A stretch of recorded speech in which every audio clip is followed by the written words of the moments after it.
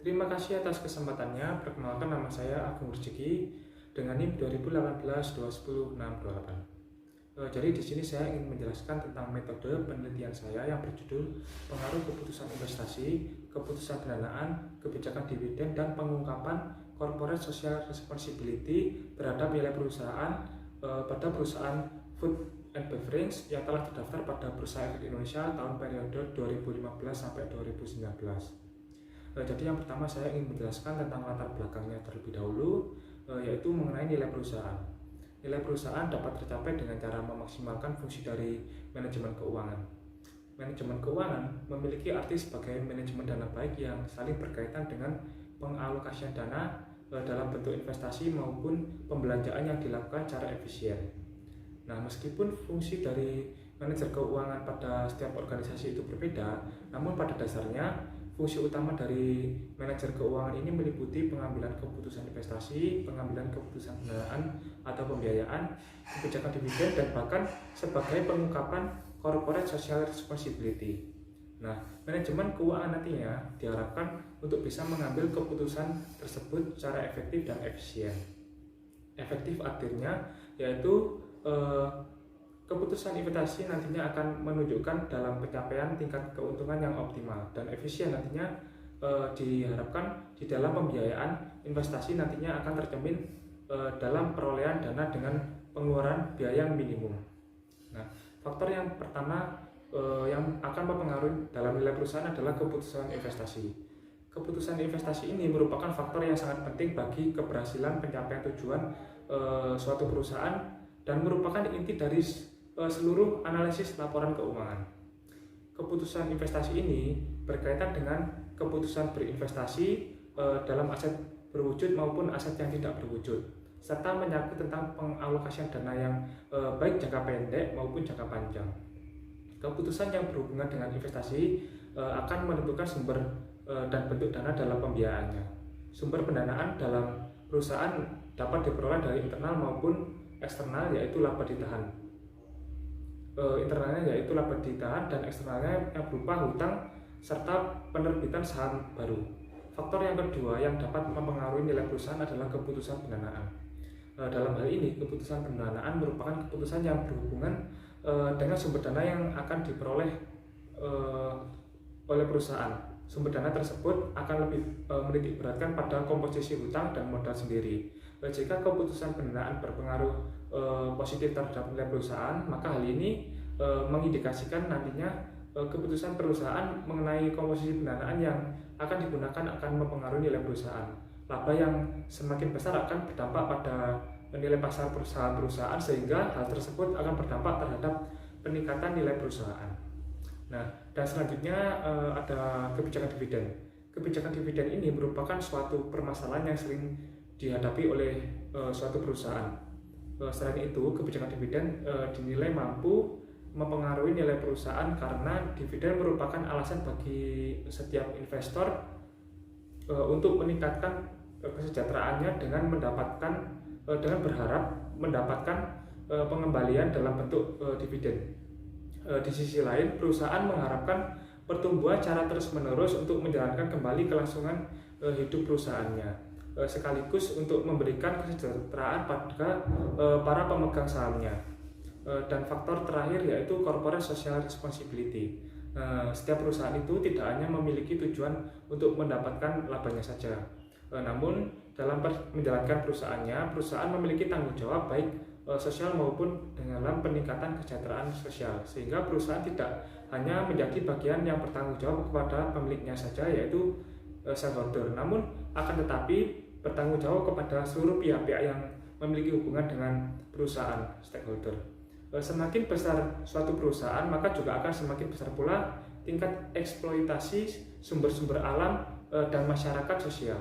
Oleh karena itu, muncul pula kesadaran untuk mengurangi dampak negatif ini, sehingga perusahaan yang sudah menerapkan kebijakan CSR ini pada umumnya akan mengungkapkan pelaksanaan CSR-nya. Pengungkapan CSR ini dilakukan melalui social reporting disclosure dalam laporan keuangan. Nah, selanjutnya saya akan menjelaskan tentang kerangka konseptual. Nah, yang pertama ada pengaruh keputusan investasi terhadap nilai perusahaan. Keputusan investasi merupakan suatu faktor yang dapat mempengaruhi nilai perusahaan. Keputusan investasi adalah keputusan yang menyangkut tentang pengalokasian dana, baik dilihat dari sumber dana maupun dari penggunaan dana dengan tujuan jangka pendek maupun tujuan jangka panjang. Selanjutnya ada pengaruh keputusan pendanaan terhadap nilai perusahaan. Keputusan pendanaan merupakan kebijakan manajemen keuangan yang mengenai tentang bagaimana cara perusahaan untuk memperoleh dana yang berasal dari pasar uang maupun pasar modal. Nah, beberapa perusahaan memilih untuk menggunakan pendanaan hutang karena dengan menggunakan hutang diharapkan nanti dapat mengurangi kewajiban pajak. Hal ini dikarenakan bunga pinjaman merupakan biaya yang dibebankan kepada perusahaan. Dengan adanya hutang, maka dapat digunakan untuk mengendalikan free cash flow secara optimal oleh manajemen dengan tujuan untuk menghindari investasi yang sia-sia dan diharapkan akan meningkatkan nilai perusahaan. Selanjutnya ada kebijakan dividen. Kebijakan dividen adalah suatu kebijakan perusahaan mengenai laba perusahaan yang di dalamnya itu terdapat hak para pemegang saham.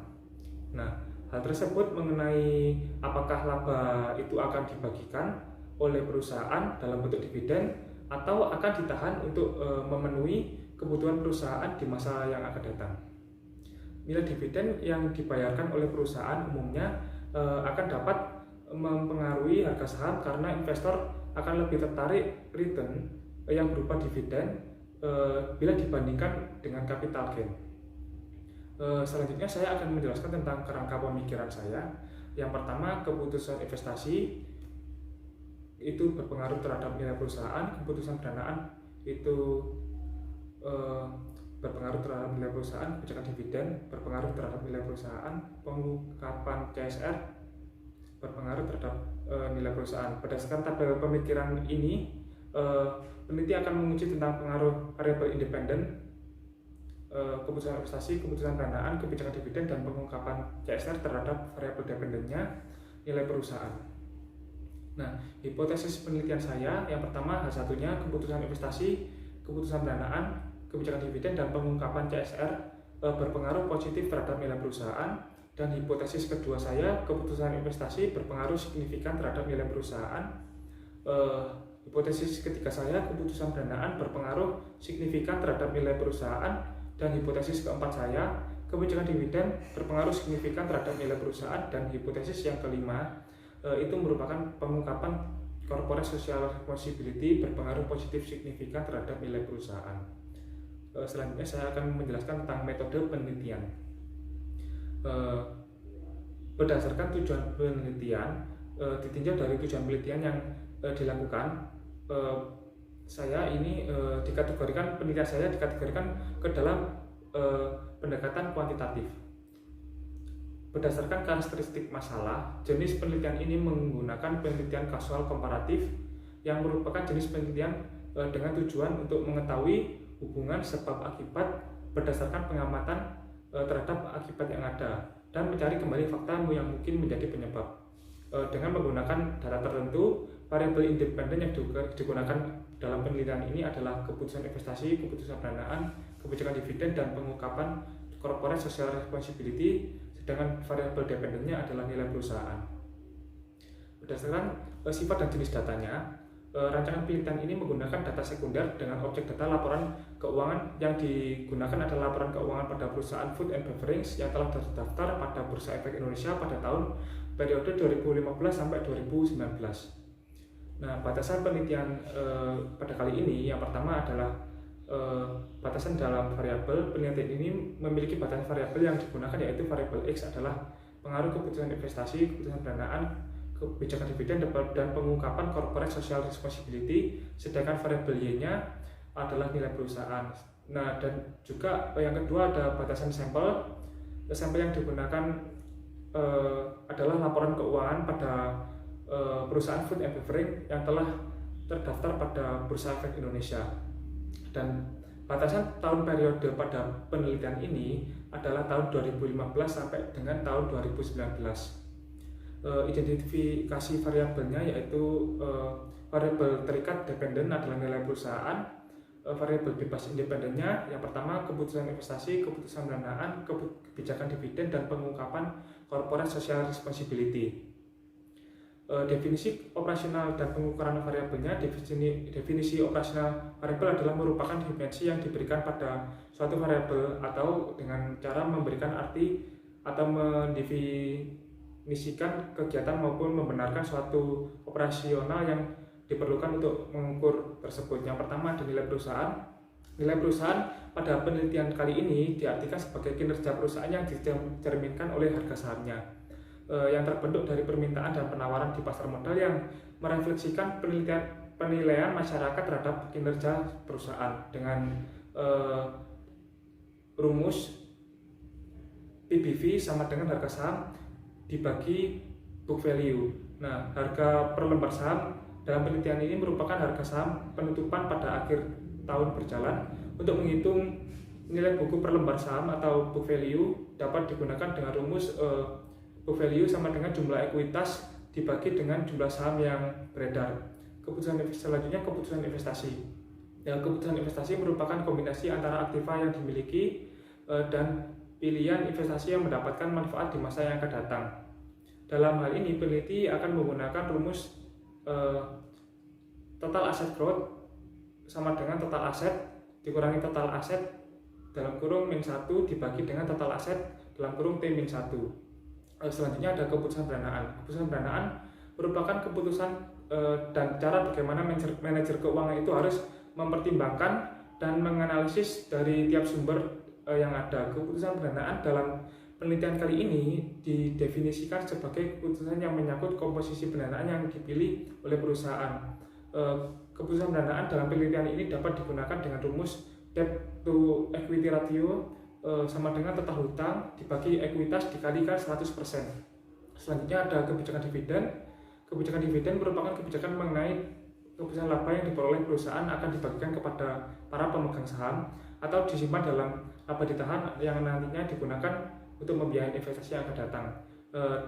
Metode kebijakan dalam pencarian kebijakan dividen ini menggunakan rumus dividen payout ratio, yaitu dividen payout ratio sama dengan dividen per saham dibagi laba per saham dikalikan 100%. Selanjutnya yang terakhir ada corporate social responsibility. CSR merupakan suatu kewajiban bagi setiap perusahaan maupun organisasi terhadap komunitas sekitar yang dilakukan secara berkelanjutan sebagai dampak aktivitas atau kegiatan yang dilakukan oleh perusahaan untuk kelangsungan hidup di masa yang akan datang. Pada kali ini rumus CSR adalah corporate social responsibility sama dengan jumlah item yang digunakan diungkapkan perusahaan dibagi NN adalah nilai keseluruhan item dikalikan 100%. Nah, selanjutnya saya akan menjelaskan tentang populasi sampel dan teknik pengambilan keputusan. Populasi merupakan suatu kumpulan data yang memiliki karakteristik yang sama yang menjadi suatu objek referensi. Populasi dalam penelitian ini adalah perusahaan food and beverage yang telah terdaftar pada Bursa Efek Indonesia pada tahun periode 2015 sampai 2019 yang memiliki laporan keuangan lengkap sesuai dengan kriteria variabel dalam penelitian. Selanjutnya sampel. Sampel pada kali ini adalah perusahaan food and beverage yang telah terdaftar pada Bursa Efek Indonesia tahun periode 2015 sampai 2019 dengan kriteria pertama yaitu sampel yang telah terdaftar pada Bursa Efek Indonesia tahun 2015 sampai 2019 dalam kelompok makanan dan minuman yang telah menerbitkan laporan keuangan tahunan secara berturut-turut. Kriteria kedua mempunyai laporan keuangan yang berakhir 31 Desember dengan menggunakan rupiah sebagai mata uang pelaporan. Selanjutnya ada teknik pengambilan sampel yaitu menggunakan proportional sampling, yaitu merupakan teknik pemilihan sampel berdasarkan kriteria-kriteria tertentu yang disesuaikan dengan tujuan atau masalah penelitian dengan pertimbangan-pertimbangan tertentu. Selanjutnya jenis data dan metode pengumpulan data. Jenis data yang digunakan pada penelitian ini adalah data kuantitatif dan sumber data yang digunakan pada penelitian ini adalah data sekunder.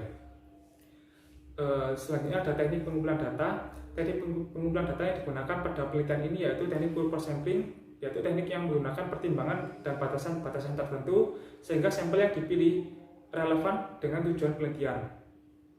Data sekunder yang dibutuhkan terdiri dari laporan keuangan perusahaan maupun laporan tahunan yang diterbitkan oleh perusahaan Food and Beverage yang telah terdaftar pada Bursa Efek Indonesia tahun 2015 sampai 2019 yang sesuai dengan kriteria sampel. Teknik analisis data selanjutnya, teknik analisis data yang digunakan, metode yang digunakan pada penelitian kali ini adalah analisis deskriptif dan analisis regresi berganda.